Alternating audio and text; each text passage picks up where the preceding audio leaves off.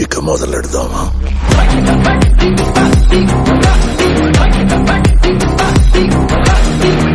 అందరికీ good morning. మనమైతే first కోట దుక్కిపిండి అయితే కొట్టేసాము అనమాట.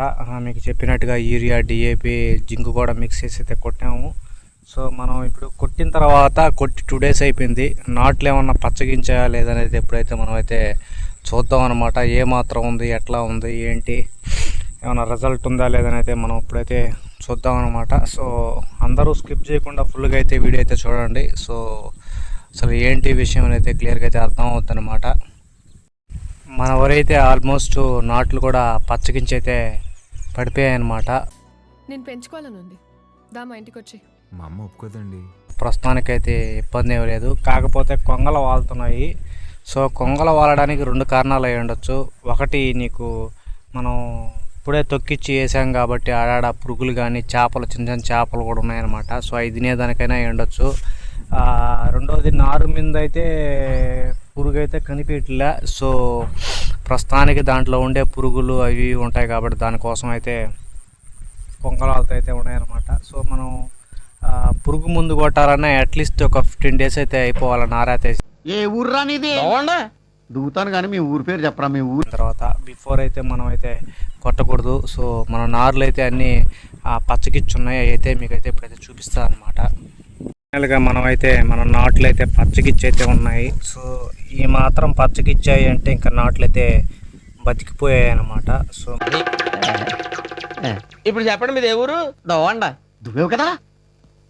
అది కాదురా, నీది ఏ ఊరు? అది దువ్వండి. మనకైతే ప్రాబ్లం ఏమి ఉండదు.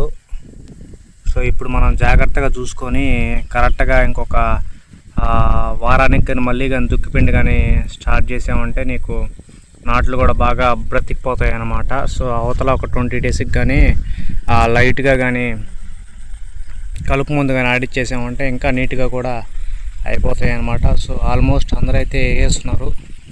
ఇవన్నీ చూసి చూసి చేసి చేసి విని విని మనుషుల తత్వాల గురించి బాగా అర్థం. ఇది ఒక్క బిడ్డే వేయకుండా అయితే పెండింగ్లో ఉంది. ఒక కోట ముందు కొట్టిన తర్వాత అయితే పచ్చగించేసి అయితే ఉన్నాయి.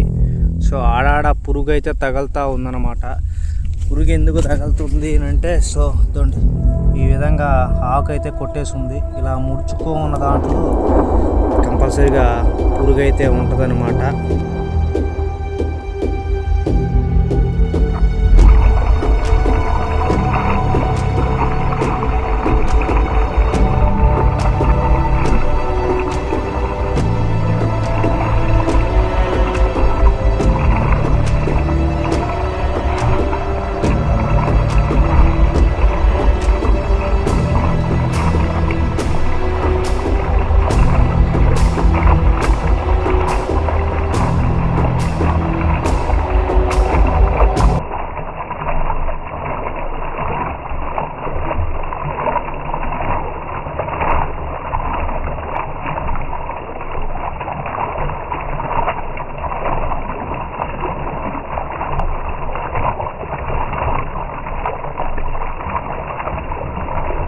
సో ఈ నాట్లు పడిన తర్వాత కైల్లో ఒక్కసారిగా మనం చూసామంటే వాతావరణం ఎందుకో చూడడానికి పచ్చంగా కనిపిస్తుంటుంది అనమాట.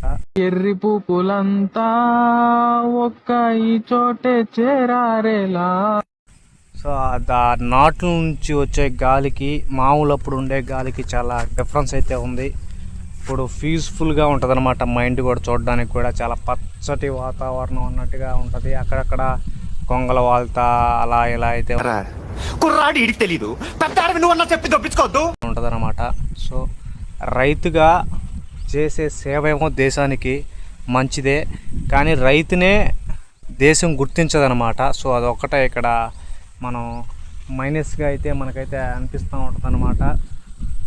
సో ఎంత ఎవరిని ఆదుకున్నా కూడా ఒక రైతు విషయానికి వచ్చేటప్పటికి ఎందుకో గవర్నమెంట్లు కావచ్చు, ఏ అయినా కావచ్చు, కొద్దిగా చిన్న చూపుగా చూసి ఇచ్చే మనకి ఏ అయితే పనిముట్లు అవి ఇవి అవసరం ఉందో, దుక్కిపిండ్లు, ఇలాంటి స్ప్రేలు ఇలాంటివి అయితే ఉన్నాయో వీటి గురించి అయితే మన వాళ్ళు పెద్దగా థింక్ అయితే చేయరన్నమాట.